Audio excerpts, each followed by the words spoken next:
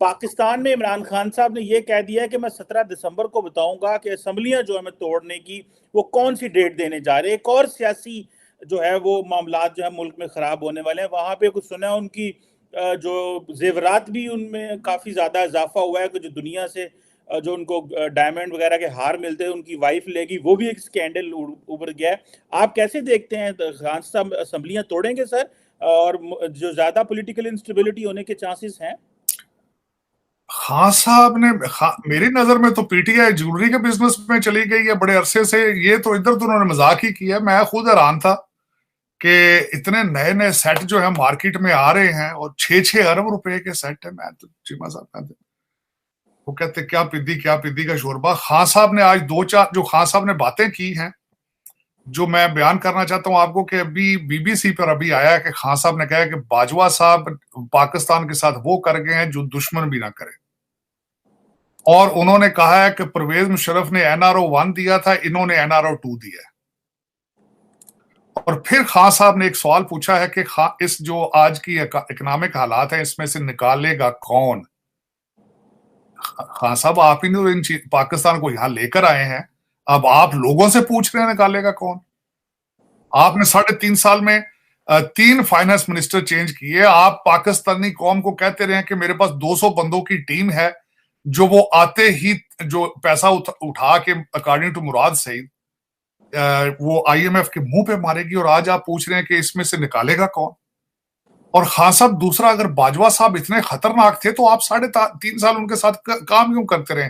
आपकी वीडियोस मौजूद हैं कि आपने कहा था कि बाजवा साहब is the most democracy loving army general. और फिर उसके बाद आपके आजाद कश्मीर के सदर हैं, उन्होंने बताया कि बाजवा साहब तो हमारे मोहसिन है, हमारे साथ हमें यहां तक लाने वाले ही वो हैं। आज आप कह रहे हैं कि वो आपके वो इतने बड़े दुश्मन है पाकिस्तान के। हाँ साहब, आप, मेरा मकसद है पता नहीं आप पाकिस्तानी कौम को वैसे या मफलूज समझते हैं या आप पागल कर देना चाहते हैं इन स्टेटमेंटों के साथ। सुबह कुछ देते हैं, शाम को कुछ देते हैं। अब आपने जो वारदात डालने की कोशिश की है आसिम मुनीर साहब पे, आपने कहा कि आप बड़ा हाफिज कुरान है, ये अमल बिन मारूफ में आ जाए, मतलब पीटीआई को ज्वाइन कर ले। तो खान साहब आप चाहते क्या हैं? आप आर्मी जनरल हैं, सियासतदान हैं, आप चीफ जज हैं, आप क्या हैं? मैं तो मुझे तो समझ नहीं आती कि आपका रोल है क्या खान साहब का। ये बिल्कुल एक कंफ्यूजिंग है। दूसरा, आज अगर देखा जाए तो जो इस वक्त मेरा अपना observation according to the Pakistani politics, Hina Rabbani Khan ने भी आज प्रेस कॉन्फ्रेंस की है और उससे पहले राना सनाउल्लाह साहब ने भी की है जॉर्ज टाउन के हादसे के से रिलेटेड। भारत के ऊपर जो उन्होंने ब्लेम गेम शुरू कर दी है।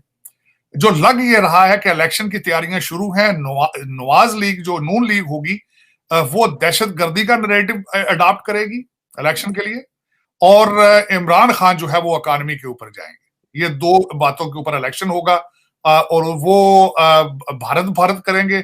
ये इकॉनमी नारे को नए बनाएंगे, नया बनेगा पाकिस्तान। अताउल्लाह खान साहब नए गाने में तैयारी कर रहे होंगे, डीजे भट्ट अपने इक्विपमेंट ठीक कर रहा होगा, स्पीकर वगैरह। लेकिन एक और बात भी जो है बड़ी खतरनाक एक सामने आई है, जो बयान आया है हारून रशीद साहब जो हमारे एक एंकर हैं, उन्होंने फरमाया है कि नवाज शरीफ जब यहां से पाकिस्तान से इंग्लैंड गए थे, एक किसी आदमी को $500 मिलियन देकर गए थे। तो ये एक बहुत अजीब सी बात है पाकिस्तान के अंदर। खैर इसमें बईद कोई नहीं है पाकिस्तान, इसमें कोई शक नहीं।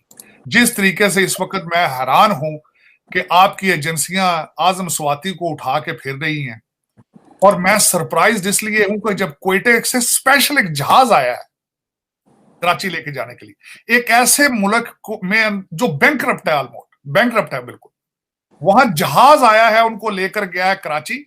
और फिर मैंने उनके केस के बारे में पढ़ा, कराची में जो एफआईआर है वो एक नाई है जिसने दर्ज की है, कराई है उनके खिलाफ। एजेंसियां इतनी मसरूफ हैं शहबाज गिल के लिए और आजम स्वाति के लिए और अली वजीर के लिए। अदालत कहते हैं जी अदालतों पे जाएंगे, अदालतें तो जमानतें को दे चुके हैं, अली वजीर को तो आप छोड़ दें क्यों नहीं उसको? फिर आप कहते हैं न्यूट्रल है हम। आपको न्यूट्रल होकर दिखाना पड़ेगा कुछ अरसे के लिए, आपको ये न्यूट्रल खेलना पड़ेगा कुछ अरसे के लिए, तब भी लोगों को यकीन आएगा। ये किस देखें तो सही ना, ये इज इज नॉर्मल कि आजम स्वाति को क्वेटा लेके सबसे पहले गए हैं, फिर क्वेटे से जब अदालतों ने छोड़ा तो फिर फौरन जहाज आ गया वहां पे, वहां से फिर वो कराची गया बंदा। अली वजीर की जमानतें हो चुकी हैं कोर्ट से, लेकिन उसको छोड़ा नहीं जा रहा, और जब एक केस में से जमानत होती है साथ ही दूसरा केस दर्ज कर दिया जाता है। तो दर हकीकत अगर देखा जाए तो चीमा साहब, आप चाहते ही नहीं है कि आप ट्रैक पर आए, आप चाहते ही नहीं है तरक्की करे पाकिस्तान, आप चाहते ही नहीं है कि कौम किसी साइड पर जाए, और ये आज से नहीं हो रहा, ये ड्रामा 1947 से 1940। ये खान साहब बार बार कहते हैं मेरे साथ बाजवा ने डबल गेम किया, अयूब खान ने सिकंदर मिर्जा के साथ डबल गेम की थी, ये तो आप डबल ट्रिपल गेम में तो एक, this is part of Pakistani livelihood. इसमें मैनिपुलेशन, फ्रॉड, ठेके, धोखे, झूठ, और मैंने जिस तरह आपको पहले कहा था कि बच्चे बाहर भेज देते हैं और फिर कहते हैं ना, फिर खुल के खेलते हैं, क्योंकि उन्हें पता होता है कि हमने तो सिंगल टिकट लेके, वन वे टिकट लेके भाग जाना, बच्चे तो पहले ही अंदर बैठे। तो ये जब तक ये नहीं निकलेंगे आपके इन चीजों में से, तो चीमा साहब आप तरक्की क्या करनी, सर्वाइव ही नहीं। अब तो सर्वाइवल, मैटर ऑफ सर्वाइवल, तरक्की क्या करनी। तरक्की तो तब शुरू होती है ना जब आपकी ब्लीडिंग रुकती है, ब्लीडिंग ही नहीं रुक रही है आपकी। चीमा साहब, अब तो अफगानिस्तान के भी फॉरेन रिजर्व आपसे बहुत ज्यादा है, अब तो वो भी they look more peaceful, they look more richer than you are.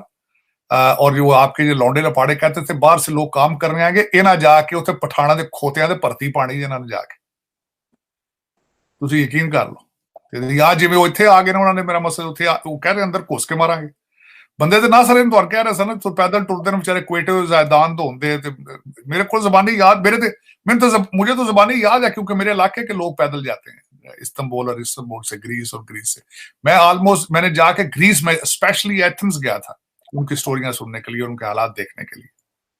शर्मिंदगी, कहते हैं नकल मकानी, लोग तो भाग रहे हैं, नकल मकानी तो हो रही है, नकल मकानी तो बड़े अरसे की हो रही है, बड़े अरसे से। लेकिन ये अफसोस है चीमा साहब कि आज हमारे अगले प्राइम मिनिस्टर साहब ने भी इस कंफ्यूजन में क्वेश्चन किया है कि हमें इन मसाइल में से निकालेगा कौन। और नून लीग के हालात ये है कि मिफ्ता इस्माइल साहब जो हैं वो डार साहब को क्रिटिसाइज कर रहे हैं, डार साहब उनको क्रिटिसाइज कर रहे हैं।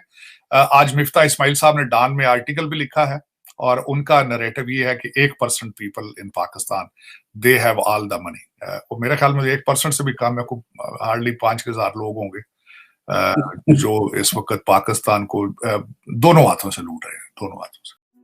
जय हिंद दोस्तों, पाकिस्तान के पूर्व प्रधानमंत्री इमरान खान वक्त से पहले चुनाव कराने को लेकर अड़े हुए हैं। इसको लेकर वो हर मुमकिन हद तक जाने को तैयार है। पिछले काफी वक्त से ये खबरें आ रही थी कि वो पंजाब और खैबर पख्तूनख्वा की असेंबलियां तोड़ना चाहते हैं।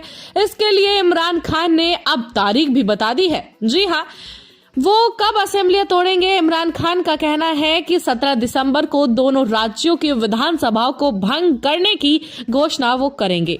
इमरान खान के मुताबिक 17 दिसंबर को लिबर्टी चौक पर तहरीक इंसाफ की मीटिंग होगी, जहां वह दोनों विधानसभा भंग करने की घोषणा करेंगे। इमरान खान ने यह भी कहा है कि उनके सदस्य नेशनल असेंबली में जाकर फिर से इस्तीफा देंगे, जिसके बाद देश की 70% आबादी चुनावी मोड में चली जाएगी।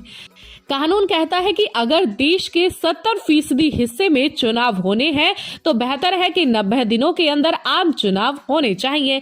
इमरान खान ने सत्ता में बैठी पार्टियों पर आरोप लगाया है कि इन चोरों का मकसद अपने भ्रष्टाचार के मामले खत्म करना है। खान ने कहा है कि पहले परवेज मुशर्रफ और अब जनरल बाजवा की बदौलत उनकी स्लेट साफ हो चुकी है। स्लेट साफ होने के बाद वह इस उम्मीद में बैठे हैं कि देश को लूटने के लिए उनका तीसरा दौर आएगा। उन्होंने इन चोरों का साठगांठ करने की कोई दिलचस्पी नहीं है। उन्हें डर है कि चुनाव हारने के बाद भ्रष्टाचार के मामले सामने आ जाएंगे। प्रेस कॉन्फ्रेंस में इमरान खान ने कहा कि बड़े डकैतों के मामले शर्मनाक तरीके से बंद किए जा रहे हैं। हम तबाही की कगार पर खड़े हैं। हमारी अर्थव्यवस्था बर्बादी की तरफ जा रही है। अर्थव्यवस्था बर्बाद हो रही है क्योंकि देश में इंसाफ नहीं हो रहा है। जो बड़े बड़े डकैत फरार थे वो आज वापस आ रहे हैं और उनके मामले बंद किए जा रहे हैं।